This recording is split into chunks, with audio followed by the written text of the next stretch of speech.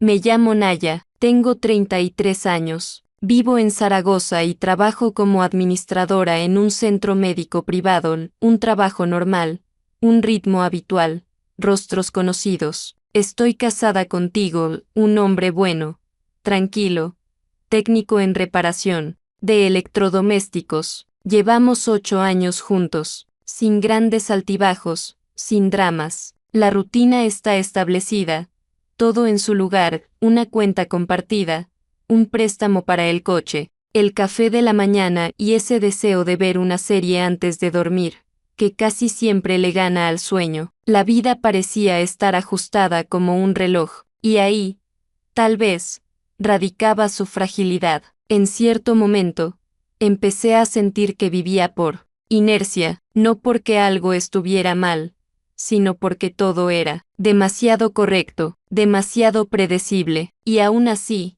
se podía seguir adelante. Sabía cómo calmar esa inquietud interna, convencerme de que la estabilidad es felicidad, y habría seguido así, si no fuera por aquella noche. Unos conocidos organizaron una fiesta de inauguración, un evento común al que fuimos contigo sin esperar nada especial, y fue ahí donde vi a Leo. Hacía casi 6 años que no lo veía. Él era amigo de Tigo desde la juventud. En su momento, pasábamos mucho tiempo con el mismo grupo, incluso, hubo algo entre nosotros. Pero yo ya estaba contigo, y Leo desapareció del mapa, se fue a México, organizaba cosas allí, vivió unos años lejos, y ahora estaba aquí, de repente, como si el tiempo no hubiera pasado. Estaba de pie en una esquina con una copa de vino, bromeando con alguien, y cuando cruzó la mirada conmigo, sonrió. No fue esa sonrisa de hola, conocida, sino una que despierta recuerdos olvidados. Nos dimos la mano, seca, formalmente, pero en sus ojos había algo, atento, algo que parecía leerte de inmediato, sin necesidad de palabras. Tigo no se percató. Justo en ese momento hablaba con el anfitrión sobre un nuevo calentador de agua, unas pocas frases, unos cuantos minutos, y en cada palabra había algo de más, algo casi íntimo, aunque todo parecía neutral. Me preguntó: ¿sigues trabajando en esa clínica al norte de la ciudad? Asentí, y luego, no pensé que todavía estuvieras aquí. Parecías de las que se escapan temprano. Y otra vez, esa sonrisa. Me sentí incómoda, no por lo que dijo, sino por la rapidez con la que empezaron a despertar en mí cosas que había guardado muy adentro. Su presencia era como una alarma en una habitación en silencio, no ruidosa, pero insistente, y ya entonces supe, esa noche no sería solo otra fiesta más para mí. Más tarde, volviendo a casa, Tigo hablaba de un nuevo modelo de lavadora que estaba probando en el taller.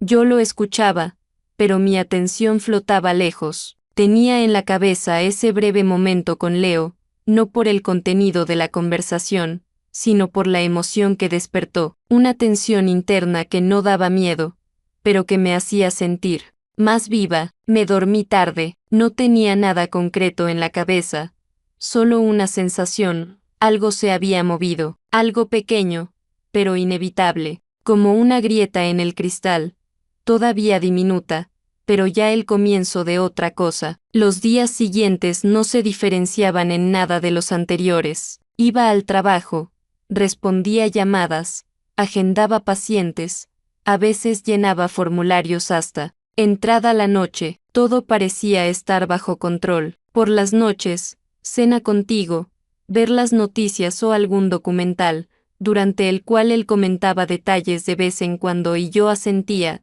aunque no escuchaba nada. Nuestros días eran como copias, no malos, solo repetitivos. Durante una salida con mis colegas en un bar, me descubrí mirando fijamente a Eloy, el nuevo logista, más joven que yo. No era especialmente atractivo, pero hablaba con gracia, bromeaba de forma natural, y yo coqueteaba, sin darme cuenta, casi mecánicamente. Me reía de sus bromas más de lo necesario y captaba sus miradas. De vuelta a casa, me quedé sentada en el coche durante mucho tiempo, frente al portal. En mi cabeza no retumbaba el nombre de Eloy ni su rostro, solo una pregunta.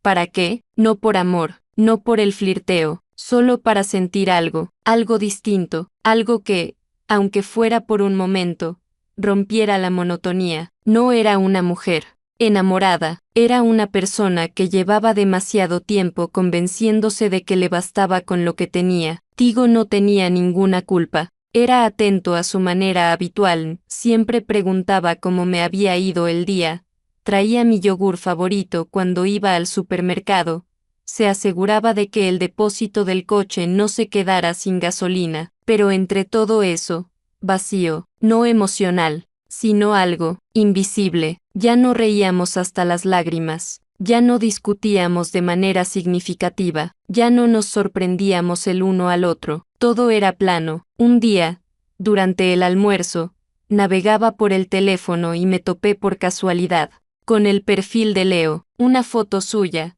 una noche en una azotea, luces, música, sonrisas. No era un selfie, no era pretencioso, solo fragmentos de una vida que se sentía viva, no porque deseara algo concreto, sino por el contraste. En ese momento pensé, vivo correctamente, pero no siento que esté viva. Esa noche, Tigo volvió a quedarse dormido agotado justo después de cenar. Yo me quedé despierta mucho tiempo, mirando el techo. Repetía mentalmente los días, las horas, las rutinas, y entendí, no quería huir de esta vida, pero ya no podía permanecer completamente en ella. Era como el silencio que al principio reconforta, pero después comienza a presionar. A la mañana siguiente no cambié nada, todo siguió como siempre, pero algo dentro de mí ya se había movido, y aunque intenté no darle importancia, lo sabía,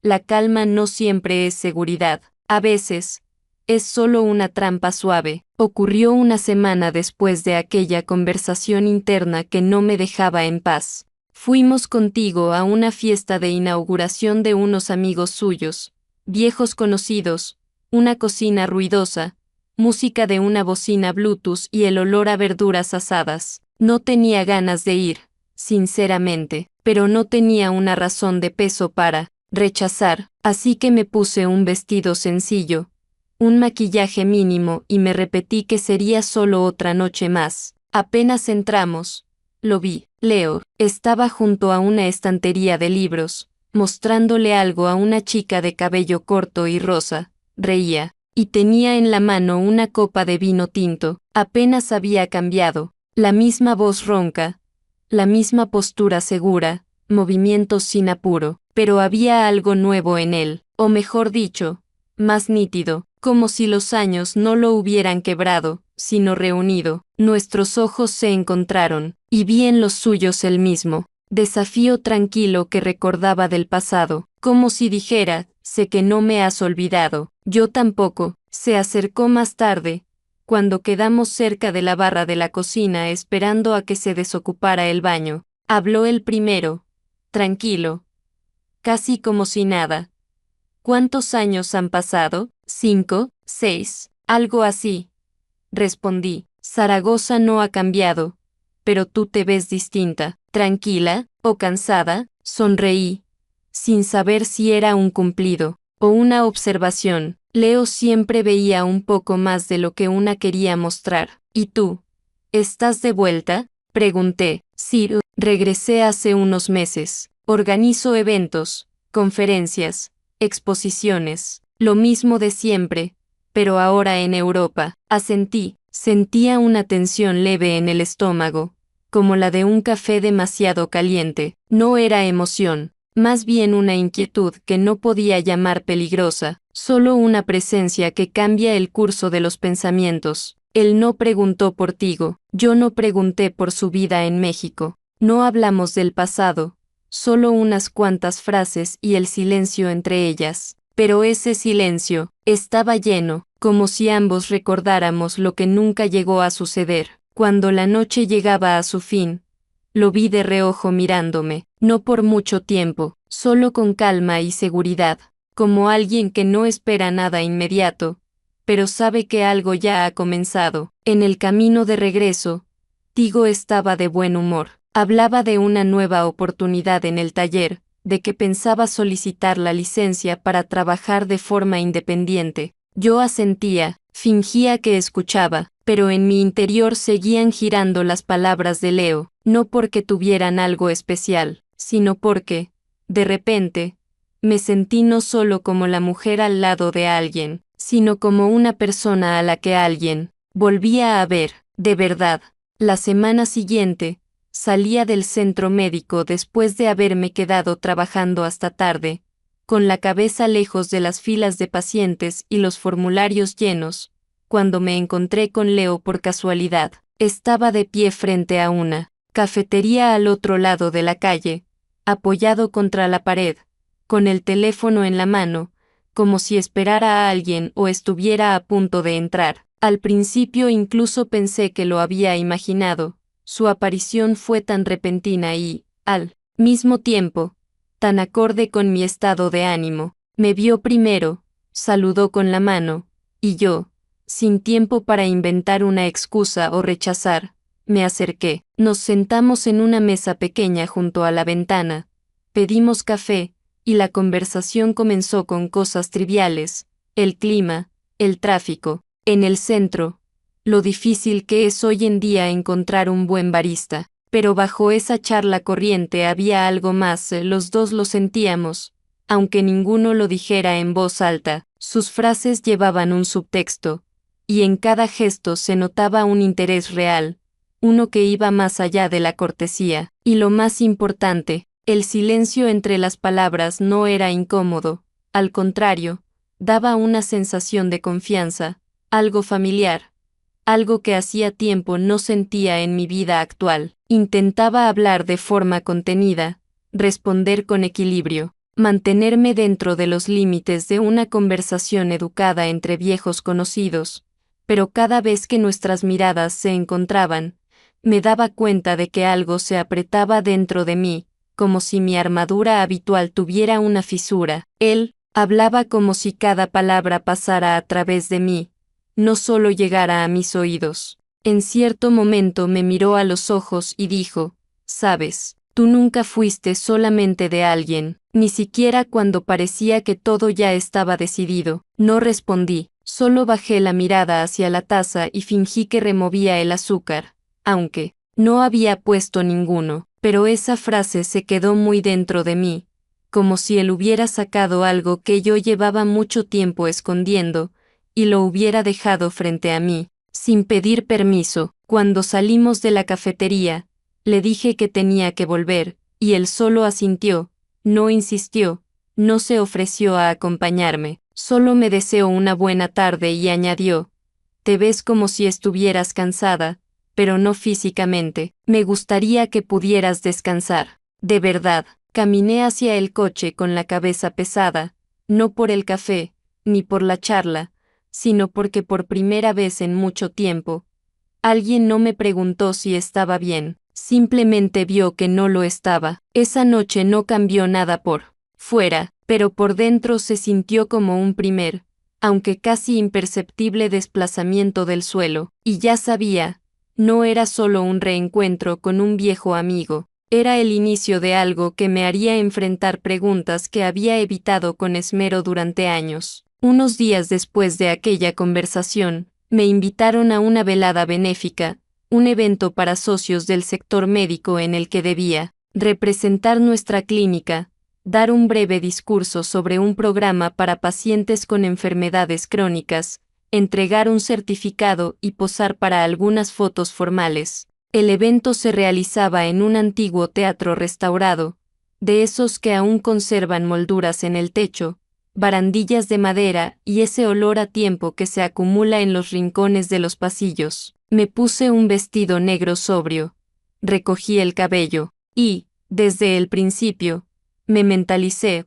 cumplir con mi papel sin contactos innecesarios, sin improvisaciones. Todo marchaba según lo previsto, hasta que lo vi. Leo estaba en la zona técnica junto a los organizadores, confirmando algo con la coordinadora, con una tablet en las manos. Se notaba, estaba ayudando con la logística o supervisando el evento en parte. Nuestros ojos se cruzaron, solo por unos segundos, pero bastaron para que mi pulso se disparara, como si el cuerpo reaccionara antes de que pudiera entender qué estaba ocurriendo. Bajé la vista enseguida, fingiendo que revisaba el programa del evento, aunque no veía nada, solo una mancha blanca donde debería estar el texto. Durante toda la noche me mantuve lejos de él, hablé con los invitados, respondí preguntas de colegas, escuché los discursos, sostuve pequeñas conversaciones sociales, pero internamente no podía deshacerme de la sensación de que cerca de mí había algo prohibido, y, al mismo tiempo, lo único que realmente sentía, el momento en que todo se volteó no fue en el escenario ni durante la parte oficial, sino más tarde, cuando volvía de la sala después de las fotos, en un pasillo angosto, donde una lámpara parpadeaba sobre la puerta del antiguo guardarropa. Él estaba allí, como si hubiera aparecido por casualidad. No se acercó, no me tocó. Solo dijo en voz baja, no lo planeé, pero no podía no venir.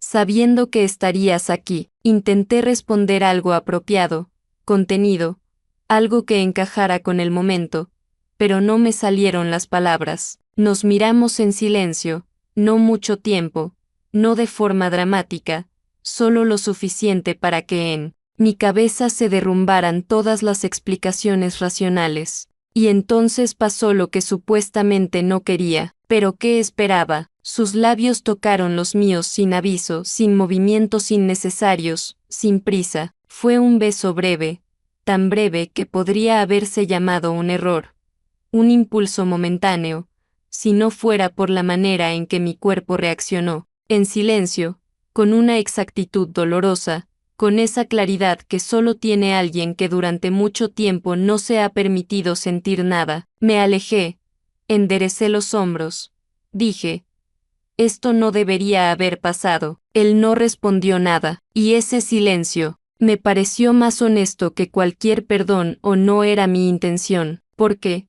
en el fondo, yo sabía que también lo había querido. Lo supe desde aquella tarde en la cafetería, lo supe incluso antes de que él apareciera de nuevo. Simplemente, el sentimiento regresó antes de que yo pudiera darme permiso. Salí del edificio deprisa, intentando no mirar atrás, no buscarlo entre la gente, no pensar si venía tras de mí. Subí al coche, encendí el motor, y me quedé sentada, varios minutos sin moverme, porque entendí, ya no hay forma de volver atrás. Aunque todo por fuera se vea igual, por dentro ya he cruzado una línea. Después de aquella noche, fue como si ambos aceptáramos en silencio que no volvería a suceder. Ningún encuentro, ningún roce, ningún pasillo vacío donde las miradas se detienen más de lo debido. Cada uno siguió por su camino, pero dentro quedaba algo que ya no podía borrarse, el sabor de un instante que había cruzado los límites de las explicaciones. No volvimos a hablar del tema, no nos escribimos, no lo mencionamos, pero el silencio no era paz, y ningún acuerdo podía sostenerse si se basaba en negar lo que ya había ocurrido. Pasaron algunos días durante los cuales volví a sumergirme en la rutina de siempre, las colas matutinas en recepción, el almuerzo, frente al ordenador, el cansancio de la noche que ni la ducha caliente lograba calmar. Contigo casi no hablábamos, intercambiábamos frases breves del tipo, ¿compraste leche? ¿O viste que gotea el grifo? Y yo me convencía de que esa forma de comunicación era normal entre dos adultos después de años de convivencia, una consecuencia lógica del desgaste, y no una señal de distancia emocional. Pero cada noche, al acostarme, mis pensamientos no estaban con el hombre que dormía a mi lado, sino con ese momento en el pasillo del teatro, no por romanticismo ni por deseo, sino porque en él me sentí viva. Un día me llamó una amiga de la infancia, invitándome a la inauguración de una pequeña galería de arte en la ciudad. No lo dudé mucho, pero en vez de decirle a Tigo la verdad, inventé que tenía una cita con una colega para tomar un café. Fue incómodo, extraño, y muy poco propio de mí. Yo no solía confundir la verdad con lo conveniente, pero esta vez preferí esconderme en una pequeña mentira antes que explicar algo que ni yo misma entendía del todo. Al entrar en la galería, vi a Leo de inmediato. Estaba junto a un escenario improvisado donde tocaba un dúo de jazz, conversando con una artista mayor. Se lo veía tranquilo, concentrado, presente en el momento. Yo solo quería ser espectadora, recorrer las salas, mirar los cuadros, tomar una copa de vino y marcharme, sin interacción, sin complicaciones. Pero no funcionó. Leo me vio casi enseguida y, sin acercarse, solo inclinó un poco la cabeza a modo de saludo, un gesto silencioso, como si hubiéramos pactado no hacer nada, solo estar en el mismo espacio. No hablamos en toda la noche, pero varias veces coincidimos, no por casualidad, sino porque el propio lugar lo propiciaba. Nuestros hombros se rozaron levemente mientras observábamos una instalación. Nuestras manos quedaron demasiado cerca cuando tomamos copas de la misma mesa, y aunque esos roces fueron completamente inocentes, pesaban más que cualquier palabra, porque contenían todo lo que no habíamos dicho. Sonreíamos, pero no hablábamos, y precisamente esa contención subrayaba lo absurdo de la situación. No hacíamos nada, pero al mismo tiempo hacíamos más de lo permitido. Esa noche volví a casa, y no ocurrió nada, literalmente, ninguna cita, ninguna conversación, ningún nuevo beso, pero ese nada pesaba más que cualquier algo. Me acosté junto a Tigo.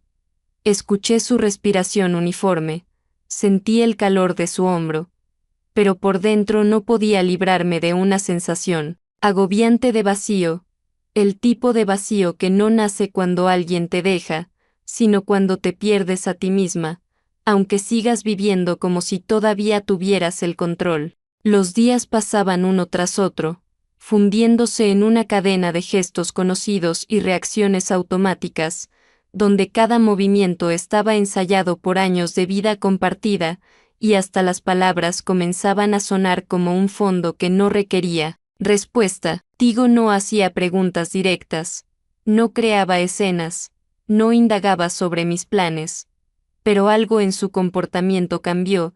Empezó a mirarme más tiempo del habitual, detenía su mirada cuando yo creía que estaba distraído, cada vez preguntaba con más frecuencia a qué hora regresaría del trabajo, y una vez incluso se atrevió a decir, ¿no sientes que últimamente estamos más distantes? A lo que respondí sin pensar, con una frase que alguna vez escuché en una película, es solo cansancio, ya pasará. Sentía que podía vivir una doble vida, o mejor dicho, no vivir, sino equilibrarme entre dos realidades que no se tocaban, no se cruzaban, y por eso parecían seguras. De un lado, mi rutina habitual, cimentada en responsabilidades, donde era esposa, colega, alguien que mantenía el orden y trataba de parecer entera. Del otro, una sensación nueva y a la vez antigua, asociada con Leo, en la que aún no había ocurrido nada concreto,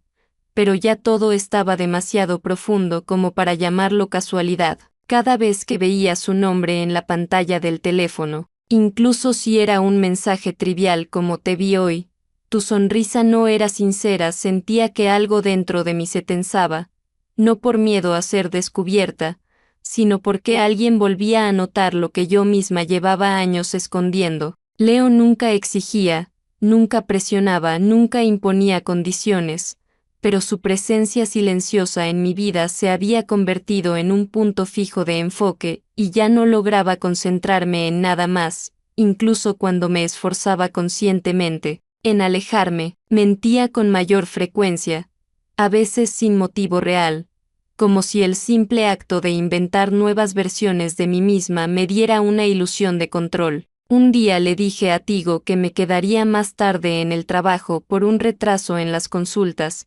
cuando en realidad solo estaba sentada en el coche frente al parque, mirando cómo las luces de las farolas parpadeaban entre las ramas, porque necesitaba estar sola, pero no conmigo misma, sino con esa sensación que aún no tenía nombre, pero que cada día se parecía más a una huida. Tigo percibía el cambio, aunque no lo nombrara en voz alta. Su forma de cuidarme se volvió tensa, apareció en ella una inseguridad nueva, como si temiera hacer algo de más, decir una palabra equivocada, y romper ese equilibrio frágil que todavía mantenía nuestra relación a flote. Lo notaba observando mi mirada con más atención, como buscando en mis ojos la confirmación de que yo aún estaba ahí, con él, y no lejos, en mis pensamientos. Y cada vez que sentía ese intento de leerme, apartaba la vista, no por rabia, sino porque no podía mirarlo a los ojos sabiendo que la mayor traición no ocurría en mis actos,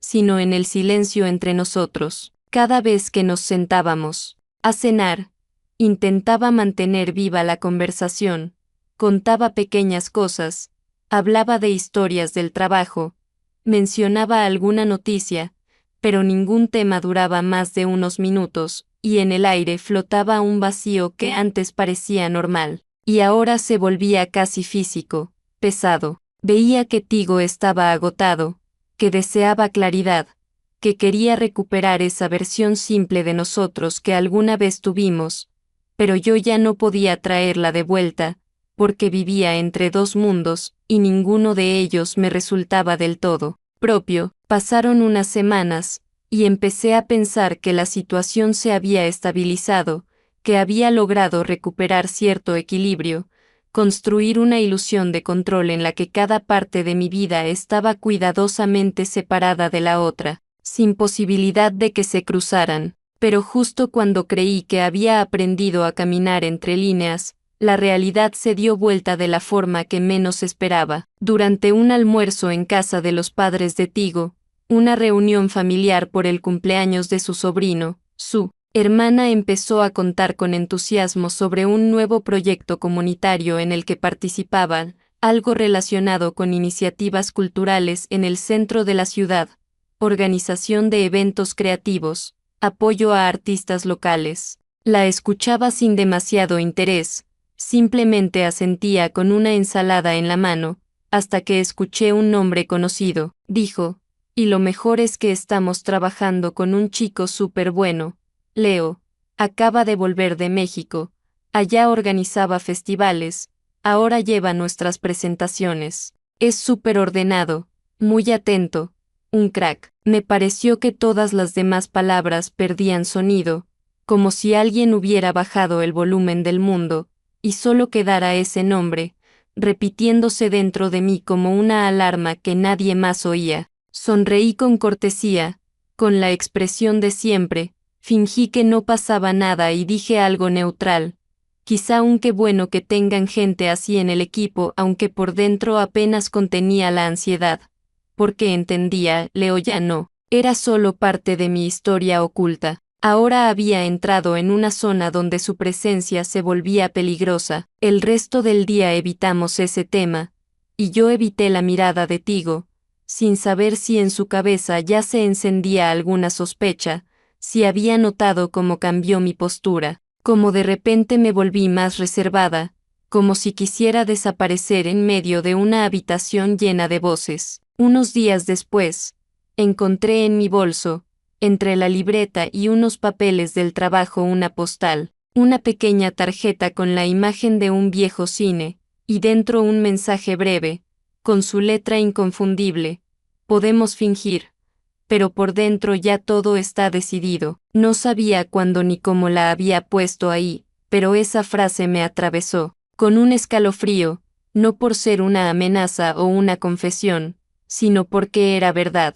Una verdad que yo no quería aceptar en voz alta. Esa misma noche, ya en casa, me encerré en el baño, fingiendo que tenía algo urgente que hacer con mis cremas o el maquillaje, pero en realidad solo estaba ahí, parada frente al espejo, mirándome fijamente, como intentando encontrar en mi rostro algún rastro de todo lo que estaba pasando, como si necesitara confirmar que todavía sabía quién era, y entonces, me eché a llorar, no con gritos ni desesperación, las lágrimas simplemente comenzaron a caer, silenciosas, y no intenté detenerlas. No era un llanto por amor, ni por una pérdida, ni por enojo, era por una ruptura interna, esa que ocurre cuando te das cuenta de que vives entre dos verdades, y ninguna de ellas ya puede sostenerse por completo. Sabía que ya no tenía fuerzas para mantenerlo todo separado,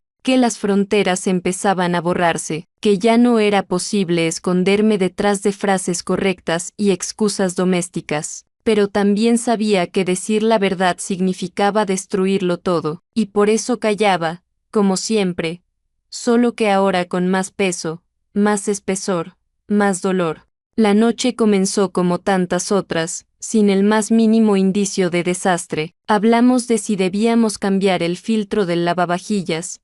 Vimos un documental durante la cena que Tigo puso pero no terminó, diciendo que estaba cansado. No hubo peleas, ni discusiones, ni silencios tensos. Entre nosotros ya no había enfrentamientos, porque ambos habíamos aprendido a evitar cualquier tema que pudiera doler. Lo que quedaba era una interacción pulcra, domesticada, carente de filo, y por eso, cuando me pidió prestado el teléfono, lo tomé como una banalidad más, una escena menor sin importancia. Su móvil, explicó, se había descargado o tenía algún fallo, ni siquiera recuerdo qué fue exactamente, porque en ese momento mi mente estaba dividida entre el fregadero, una taza con los restos del té y las ideas sueltas sobre la jornada del día siguiente. Le pasé mi teléfono sin sentir nada extraño, sin sobresalto, no porque no hubiera nada que temer,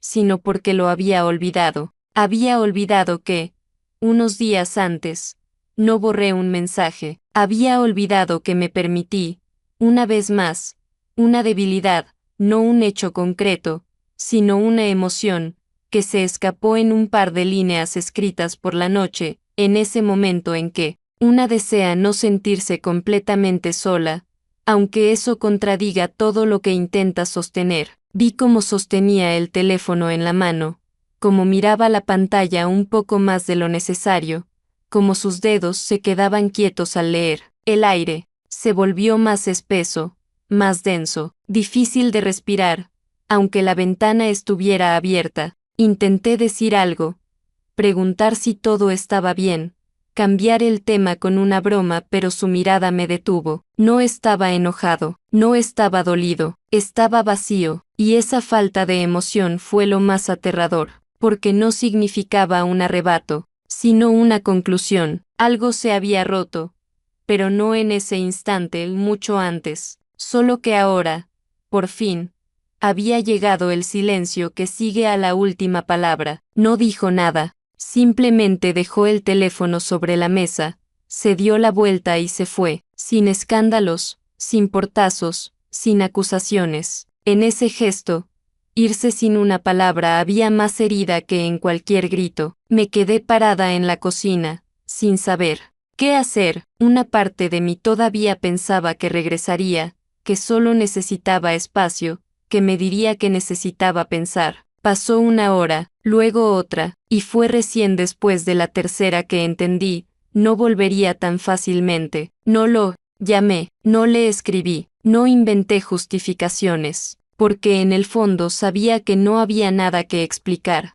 que cualquier intento de aclaración solo reforzaría aquello que ya no se podía deshacer. El mensaje había sido simple: te extraño. El encuentro de hoy fue como respirar tras mucho tiempo bajo el agua. No era un mensaje explícito, no hablaba de traición, ni confesaba nada, pero contenía eso que nunca se perdona, la verdad dicha a quien no corresponde. Pasé la noche sentada en el sofá, sin encender luces, sin música, sin tocar el teléfono. Solo me quedé ahí, en una oscuridad sin contornos, pensando no en Leo, ni en Tigo, ni en lo que fue, sino en lo que ya no sería, y no por haber sido descubierta, sino porque, al fin, pude ver cómo se veía desde fuera mi intento de vivir en dos mundos, de esquivar la verdad, de evitar las consecuencias. Pero, ninguna persona soporta dos realidades, y cuando una se quiebra, la otra no sobrevive tampoco. Después de aquella noche en la que Tigo se fue, todo a mi alrededor pareció desconectarse de la realidad en la que solía vivir, y aunque formalmente nada había cambiado, las mismas habitaciones, los mismos objetos en los estantes, el mismo ritmo de los actos matutinos, por dentro cada movimiento había perdido su sentido. Me despertaba no porque tuviera un plan, sino porque el cuerpo, por costumbre, me obligaba a levantarme, preparar café, elegir ropa, salir hacia el trabajo, donde cada vez más sentía las miradas compasivas de los colegas. No sabían nada, pero parecían percibir que algo se había roto. Leo intentó ponerse en contacto conmigo, enviaba mensajes breves, sin propuestas concretas, sin exigencias, pero cada uno llevaba esa nota emocional reconocible, la misma que yo intentaba mantener lejos. El último mensaje me llegó unos días después de que dejé de responderle. Decía, no somos delincuentes, solo somos débiles. Y aunque sus palabras quizás buscaban justificarnos a ambos, a mí solo me provocaron más agotamiento, porque, justamente en esa frase se escondía lo que ya no podía aceptar, una debilidad envuelta en filosofía. Eliminé el mensaje sin leerlo por segunda vez, y no volví a responder. No sentía rabia hacia Leo, ni lo culpaba, ni buscaba en quién depositar la responsabilidad. En todo esto no había líneas claras entre lo bueno y lo malo, entre culpable y víctima. Solo estaba mi decisión, dejar de repetir situaciones donde me perdía a mí misma intentando sostener algo que ya no era apoyo. Tigo no volvió, y yo no lo esperaba, porque cada día, la ausencia de sus cosas, de su voz, de su costumbre de revisar las cerraduras antes de dormir, se volvía más notoria, como una herida expuesta que uno no deja de tocar, aunque duela. El perro, que él me dejó, me seguía por el departamento como si buscara a alguien que ya no podría encontrar, y yo sentía que, como yo, él también intentaba acostumbrarse a ese silencio donde incluso respirar parecía demasiado. Los colegas empezaron a hacer preguntas cautelosas. ¿Te ves bien? Pero un poco pálida. ¿No estarás enfermándote? ¿Y si te tomas unos días de descanso? Y cada vez respondía con la misma sonrisa que aprendí en la adolescencia, lo suficientemente convincente como para evitar explicaciones, pero no tan sincera como para que alguien creyera de él. Todo, hacía mi trabajo con precisión, atendía pacientes, organizaba documentación, participaba en las reuniones semanales, y todo eso parecía una rutina normal, aunque en realidad solo me movía por inercia. Por las noches no encendía la televisión, no escuchaba música, no llamaba a nadie, deslizaba el dedo por las redes, miraba fotos de desconocidos, observaba vidas ajenas que no exigían de mí nada, ni acción, ni palabras, ni presencia. No tenía ganas de salvar el matrimonio, ni de volver con Leo, ni de comenzar una nueva etapa, porque en el estado en el que me encontraba, cualquier empezar de nuevo me parecía un cliché cinematográfico. Lo más triste no fue haber perdido a alguien, lo más triste fue haber perdido la sensación de integridad interior. Ya no sabía quién era sin los papeles que había aprendido a desempeñar, y mientras todos alrededor parecían esperar de mí alguna explicación, una decisión o incluso una confesión, yo seguía sentada en el silencio, no porque no tuviera nada que decir, sino porque dentro de mí ya no quedaba nada que sonara auténtico. Cuando Tigo finalmente vino a recoger sus cosas, yo no estaba en casa, me fui a propósito a pasear con el perro, sin una ruta definida, simplemente vagaba por calles que conocía de memoria, pero que ese día me parecían ajenas, porque todo a mi alrededor me recordaba cómo era mi realidad hasta hace poco. Él dejó las llaves sobre la mesa de la cocina, colocó cuidadosamente un suéter doblado en el respaldo del sofá, sacó sus herramientas del estante del recibidor y hasta dejó una pequeña nota, sin preguntas, sin reproches ni deseos, solo escribió: «Gracias por los años». Adiós. Y esa frase breve dolió más que cualquier discusión, porque tenía algo definitivo, sereno y honesto. Me quedé en el departamento sola, con el perro, que corría hacia la puerta cada vez que alguien pasaba por el pasillo, como si aún esperara que esa voz familiar lo llamara de nuevo. Las cosas de Tigo desaparecieron de forma tan ordenada, que en su lugar no quedó desorden, sino silencio, uno que no se llena con música ni con palabras, porque se volvió parte del aire. No moví los muebles, no cambié nada en el interior, porque cada detalle se había convertido en testigo de lo que fue, y no quería adaptarlo a una nueva versión de mí misma, la que quedó después del derrumbe. Leo desapareció de mi vida casi sin dejar rastro, no volvió a escribir, no llamó, no se dejó ver por lugares conocidos, pero de vez en cuando veía sus publicaciones en redes sociales, fotos de eventos, anécdotas graciosas sobre errores de organización, cosas neutras y al mismo tiempo profundamente personales por la manera en que él siempre supo crear cercanía. Nunca le di me gusta, nunca comenté, pero las miraba, como buscando una prueba de que seguía con su vida, una vida en la que ya no había lugar para mí. La gente a mi alrededor actuaba como si solo hubiera pasado por una crisis, como si este periodo hubiese sido un simple fallo temporal, un tropiezo que ya había pasado, y ahora podía volver a funcionar normalmente. Los colegas me invitaban a tomar café. Una terapeuta conocida me sugirió con cuidado reorientar el foco hacia mí misma, y mi madre llamaba más seguido, pero hablaba sobre cosas pequeñas, como si tuviera miedo de preguntar algo realmente importante. Yo respondía con cortesía, mantenía la conversación, sonreía en los momentos adecuados, incluso bromeaba de vez en cuando, pero todo eso ocurría alrededor de mí, no dentro. Pensé mucho en lo que realmente había perdido, no solo una relación, ni solo la confianza, ni siquiera la ilusión de estabilidad. En verdad, lo que más perdí fue a mí misma, esa versión que creía poder controlar los acontecimientos, separar los sentimientos de las decisiones, manejar las emociones sin dejar que deshicieran su mundo ordenado. Y aunque al principio pensaba que toda esta historia era una cadena de errores, que comenzó con una mirada y terminó con un beso fugaz, después entendí que no era una historia de amor, era una historia sobre una grieta en mi identidad, una que solo esperaba el momento adecuado para abrirse. No sabía si podría volver a confiar en mí, no en el sentido de no mentir ni engañar, sino en un nivel más profundo, confiar en que puedo tomar decisiones cuando el corazón y la razón tiran hacia lados opuestos. Y aunque todos a mi alrededor parecían convencidos de que lo peor ya había pasado, yo seguía despertando cada día con la misma pregunta en la cabeza: